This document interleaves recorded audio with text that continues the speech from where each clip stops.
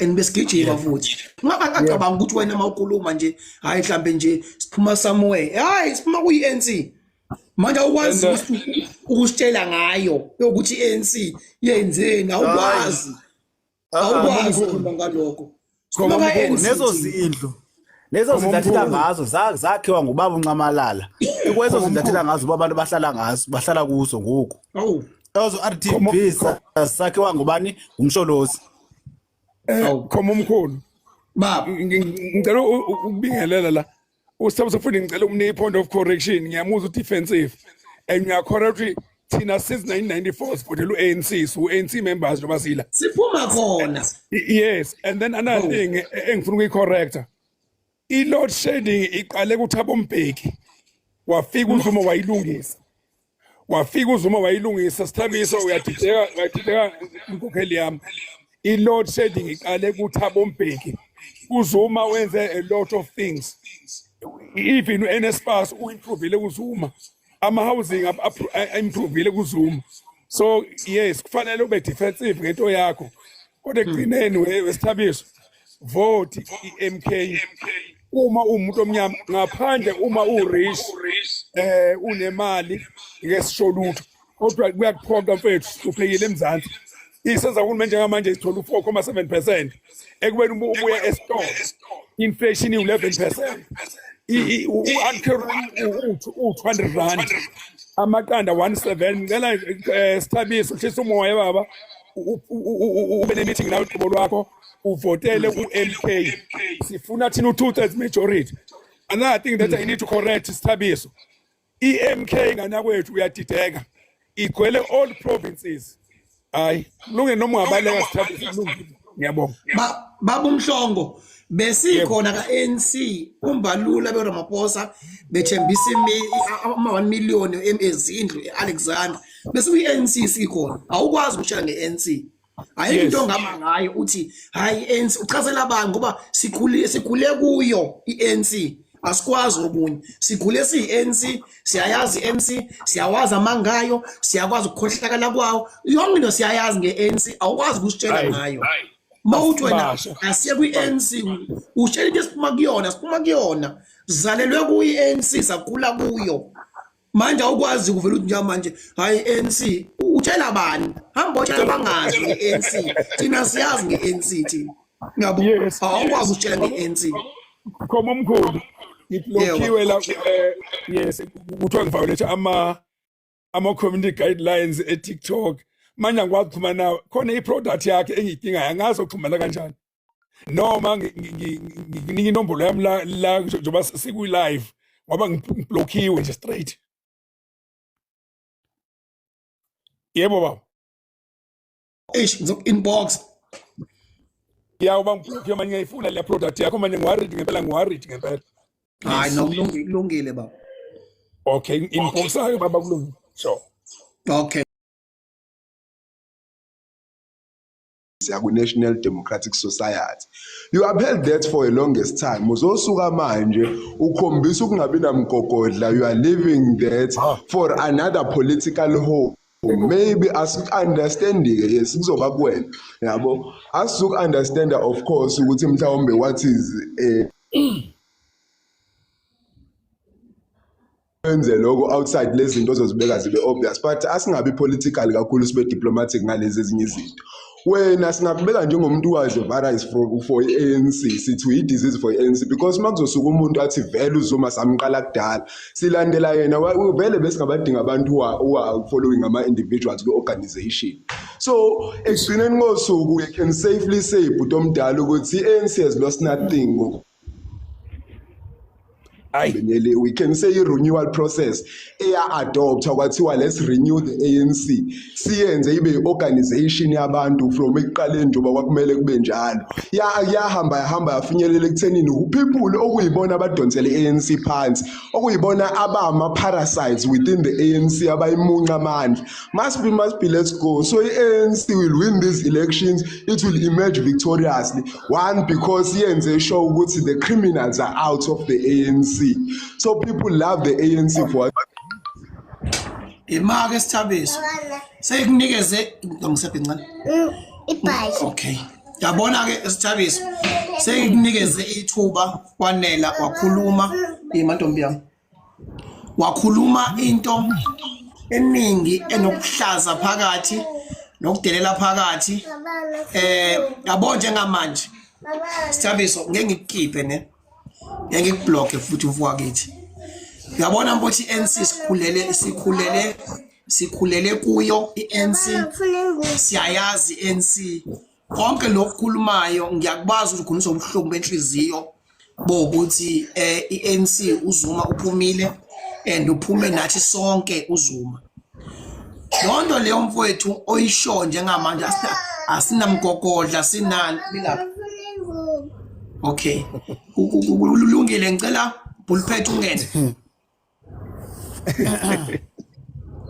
Thando wami. Yebo uho. Ndiyabulela man xa uxelela uSithabi ukuthi as members MK asehlanga ezulwini bawuhome. Siphuma ku-ANC. Asivelanga sehla le phezulu safomisha iMK sibuya kwa-ANC. So asikwazi uba sizofakwa isikolo nge-ANC. Ukusuka sivota ngo-1994 sasivotela i-ANC. Sibuya kwa-ANC asisasidingi ngoku isikolo nge-ANC. Sigqibile nge-ANC ngonto esiyifunayo sifuna utshintsha izinto. Ndiyabulela bawukhoma. Hayi siyabulela kakhulu. Manje yabona indlela akhuluma ngayo uyadelela ngala ukuthi sinamgogo. Usho kuningi kodwa manje ekugcineni ushela ngo-ANC esiphuma bona. Nkuzimalanga. Ngesibingelele bakhomo sibingelele bonke ama MK amahle nesivakashi sethu sizoyihlambalaza la siyasibingelela naso angazi uma ngizwakala yini Uyezwakala bhuti. Okay ubhuti ngicela angeke ngize ngibe mude babukhomo vele MK umsebenzi wayo ukuthi i-educate kwi society lethi sithunzi somuntu omnyama ngizoqala nje ngokuthi vele emlandweni any revolutions babehlezi bekhona abantu ababencetheza ku system ubhuti okhona njengamanje ukhombisa lawo ma qualities but ke ngoba sijone organization enokuhlaza awuthi nje simdodisa ubumfowethu. Number 1 uthe i-GDP kuphuma i-state last week sokuthi i-GDP and the ANC South Africa is the biggest economy Africa. As understand ukuthi yini gross domestic product. I-gross domestic product economics iyo yonke into eproduce kwi-economy from i-formal side of the-economy. So ikusho ukuthi uma ama-goods i-value yama-goods eproduce kwi-economy for lowo nyaka. Now angazi noma kuyi-achievement ukuthi you produce the most goods e-Africa in a society where most countries vele Africa awana ama-systems of accountability or of counting. But akuyona issue yami le angeke celebrate ukuthi GDP is the biggest. So celebrate ukuthi GDP spread kanjani. So just one thing mhlawumbe ufuna uyibuza ama-leaders akho mase nama meetings we-ANC yiloko injani i-gap between the rich and the poor. That's what you need to celebrate. If you're still going to celebrate ukuthi GDP this year is this much, last year was this much, then clearly anayi policy nayikho coherent. Kumele nomonise ukuthi how much of GDP yethu is spreading to abantu. Lokho uzokubona ngani uzokubona ukuthi ama standards of living abantu azoimprove. Uthatha abantu mhlambe emalokishini, uthatha abantu mhlambe emkhukhwini asesowethu ukuthi imkhukhu manje su-800,000 that's a sign of growth. You're now presenting a figure that you are using ngendlela engekho right. Ngicela ucheck ukuthi uma usubuya la next time ku live cela umnike ithuba babukhomo usibuyele nokuthi ispread kanjani i-GDP kubantu base-South Africa. That means i-GDP per capita, that means abantu aba-access to ama-essential services ukuthi imi kuphi. That's number 1. Number 2 waphinde futhi ubhuti lo president wakhe lo wathi bafike ne-free education. I'm not sure ukuthi usho yiphi free education because clearly ama-stats ayasho ngizosayitha lapha bukhoma from i-Heha Commission 2017 kuthiwa there were 600,000 students abhalwe matric kuna 203,000 spaces okhona. Now in 30 years it means government wethu not counting lo 2 universities ovulwa baba Msholozi, it means government wethu is still celebrating ukuthi out of 700,000 matriculants only 203,000 stand a chance ukuthi by university. Nansi enye into ekhona, if vets get 260,000 applications each year and they can only admit 6,000. Angazi ukuthi iblack growth ubhuti akhuluma ngayo, because if we had a government or progressive okhulisa abantu, we would see more and more students angena kwi-tertiary education. Angazi ukuthi ujabuliswa yikuphi la. Okunye ngifuna ukukuchaza la, lento yakho ukuthi kule free education iyiphuthe libi. Umsholozi babukhomo sokhumbula ukuthi uyona futhi ugogo unje uhlupha ukuthi ayikho i-coherence kwi-policy. Abanye ba-propose lokhu kungena omunye abuya propose different. Ngo-2017 and 2016 2014 kanje kwaba 2014-15 kwaba khona ne-fees must fall, where there was a legitimate complaint ukuthi ama-students sethu awakwazi ungena ema-universities. Kwenziwa i-study Morris Mukobe, but ngicela usi-check uMorris Mukobe wenza i-study ne. uMorris Mukobe, this is what he found. Wafound ukuthi ama-students sethu where ama-parents earn less than 350,000, labo bantu bawu 5% wabantu abakhona ema-universities, meaning ukuthi i-university works with abantu, it works well for abantu which is ababe earn at the time 600,000 or more. Now wafika ne concept to there is a problem yani of the missing middle. Then NSFAS was supposed to come in up like a low gap. NSFAS has a lot of problems about growing. Even as we stand by defined on NSFAS, angazi ukuthi ibe freedom akhuluma ngayo, but freedom means ukuthi if you want to be a doctor, you stand a chance to be a doctor, you just need to apply to university. By defined on NSFAS, meaning ukuthi i-allocation abayinikeza NSFAS iye ngokuya yehla. Again ngiyayibuza ukuthi isikhulumi sethu sithatha isikhuluma ngayo, but mhlawumbe mangiqeda la mhlawumbe uzongidirect kuma reports because mina ngiyakudirector kuona. So kwafika ke kwafika into ekuthiwa income contingency loan model, where at the time uMukobe benza study bathola ukuthi government only needed 12 billion ukuthi fund free education, free education at higher institutions, meaning ama-TVET nama-universities. Only 12 billion. By assent leso study what's okay, we need to move in this direction. Uheha lo ijudge le apartheid labuye lathi no leyo nto ke izibe feasible, fanele ugovernment uboleka imali kuma-bank and they stand as guarantor. Now nansi problem ekhona babukhomo, we cannot be proud of ugovernment ozothi kuthina yes we want to fund education but we want ama-bank ukuthi ayifund. Then you're not looking at the interest wabantu abakhona kulo economy. You cannot, lento ibizwa ukuthi you are socializing ama-losses ama-losses of the state. That's where we are at the moment. It's 150 billion rand industry based on 2017 numbers. Angazi ukuthi yini pride ekhona kulo government uthiwa ushintsha ilento ama-situations ama-students. The minute you earn about 350,000, you cannot take your child to university babcom. Again mhlawumbe isikhulumi sethu noma ngiqeda la bese siyangitshela ukuthi siyibhayisa kuphi lento esisho. So usuthi into engisakhuluma ngazo ngifuna ukuba mude ngomdedela ubhuti aphendule. Ngicela usayithe ama-report but ungezi ne-rhetoric ne. Usayithe ama-report nami ngisathela ama-report. Ngiyabonga. Hayi ngena wesithabiso, ngena. Vula imic la. Namhlanje uzohabula mahala sikufundisa ukuthi kunjani. Ngena qhawona namandla. Hayi. Ngeke ngoma yenzi. Yabo, because ekugcineni kosuku Pendula la. Listening is a skill and they are disciplined ama-guerrilla, yabo. So ubuthi umbuzo uthe wena i-free education ufike ne-free education. Hello, ngiyangizwa manje. ngilale sengiyakuzwa. Uthe wena nifike ne-free education ne. Ngathi mina akulona iqiniso leyo, ngathi ngasho ukuthi uNSFAS has been defunded. Ngakhuluma nge-HEHA report, commission report, ngakhuluma nge-income contingency loan model.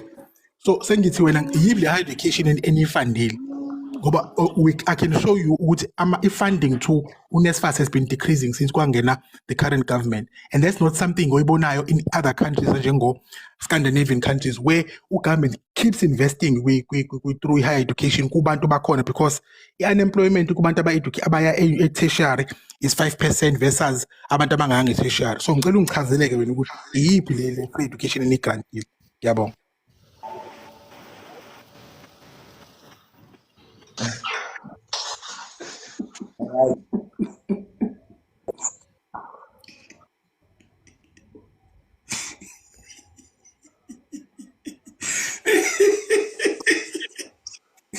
Sekudabuka insangu mfana. Hayi. Awunkuzimalanga ngeke. Siyabonga Nkuzimalanga. Hayi Nkuzimalanga siyabonga ngeke. Lecturer. Lecturer with comparison. You do compare. You teach, you compare. Hayi. Nkuzimalanga ngeke pari. Athuma ngesiluluka. Yes. Wathula ticwanga. Yebo. That's why I come. That's why I come as a leader. Awuli. That's why I come to come as a leader. Awuli. Usetha itone, i-directive. Cha.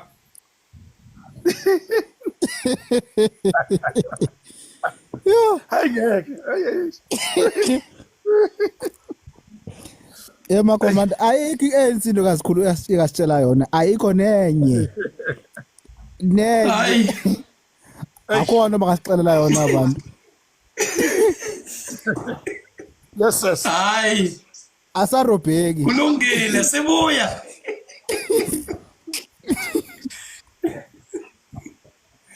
Hayi ubheme kakhulu uNkuzimalanga lapha.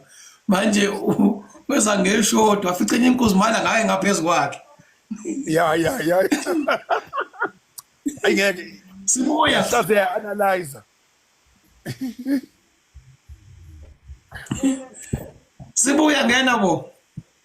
Sibuya kubo.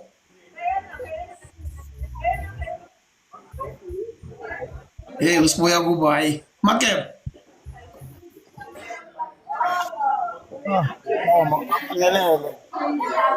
Nijamba.